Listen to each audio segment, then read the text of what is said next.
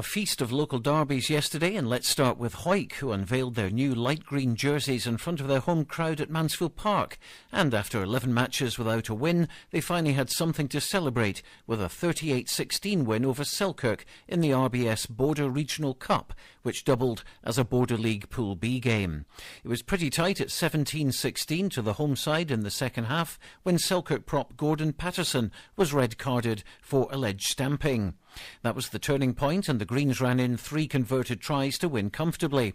Hawick prop Rory Sutherland scored a hat-trick of tries, with Rory Hutton and Keith Davis also touching down.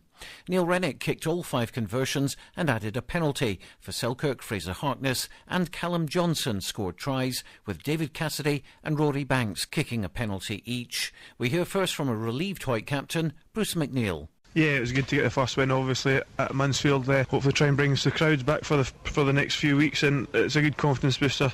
Still a lot to work on, but we'll certainly take the positives from that and build on that. Selkirk's Fraser Harkness. There was times today, 20 minutes in that second half, we were outstanding, and we played so well with the ball in hand, and we tackled so well. And the red card was a turning point, but I don't know how much of a red card it was, to be honest. I think there was a bit of a, there was a few boys were in there and they kind of single one, but that's irrelevant. We came here to play some rugby, and I'd say for about 35 minutes we played a bit of rugby today. We looked good. And you can watch highlights of the game right now at Borders Rugby TV at bordersrugby.net, along with the match between Peebles and Jed Forest. And talking of that game, Peebles came out of the blocks flying, dominating territory and possession for the first half hour, hardly giving Jed any time in the Peebles half of the field. They went ahead 14-0 on 28 minutes when David Payton scored a try. Then 2 minutes later we saw Adam Clark thunder in for a score. Neil Warnock kicked both conversions, and they could have been 21-0 up when Drew Moore nearly got to the ball after a kick ahead, only to see the ball disappear over the dead ball line. But Jed came back with 2 tries in 2 minutes from David Gobby to make it 14-10 at the break, and after a penalty from each team, Gobby ran in for his hat-trick to put his team a point in front. David Grieve was driven over for a bonus point try converted by Andy McLean, and when he kicked a penalty, it opened up an 11-point gap. Back came Peebles with a good Alan Warnock try converted by his brother Neil, but it was too late, and it ended 28-24 to Jed Forest. After the game, I spoke with the 2 skippers, Peebles' David Payton, and first of all, Jed Forest's Darren Gillespie. Never switched on the first 20 anyway, and just the last 5 minutes, he said, of the first half, we kind of started playing phases, started going for it and getting the gain line, and it showed when you got the 2 tries at half time. Hopefully we can kick on and maybe do something in this cup. Last season they seemed to go forwards, we seem to be winning games by a few points, but this year we seem to be losing games by a few points, and we've got 8 weeks off the league, so we just need to regroup and try and get together and heads up, stay positive, and then come back fighting. In the other local derby, which doubled as a Border League Pool A game, Gala beat Kelso at Poynter Park 22-20, but after 7 minutes you wouldn't have thought there was any chance of a close scoreline like that.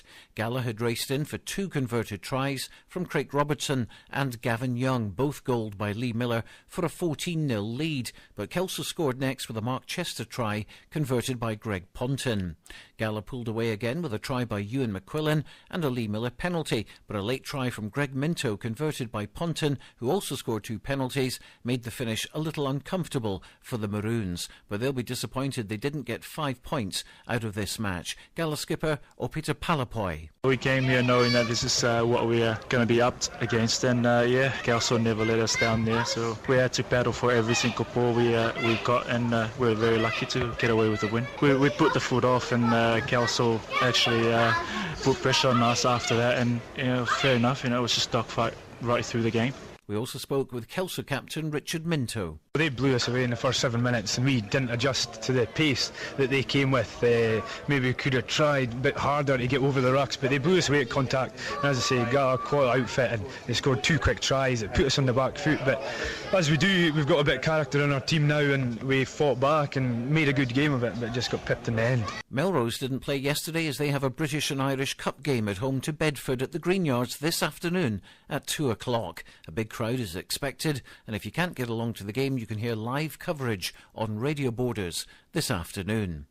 Finally, the other local results: National League, Hawick YM 23, Kilmarnock 12, Murrayfield Wanderers 64, Langham 8. East League Division 1, Berwick 27, Foresters 17. Hoytlandine 0, Preston Lodge 50. The match was abandoned due to an injury, but the result stands. Portobello 14, Duns 13. Division 2, Broughton 22, Hoyk Harlequins 31. Dunbar 39, Gallow IM 10. Earlston 29, Dalkeith 20. In Division 3, Royal Veterinary College 55, Walkerburn 6, and St Boswell's 27, Liberton 3.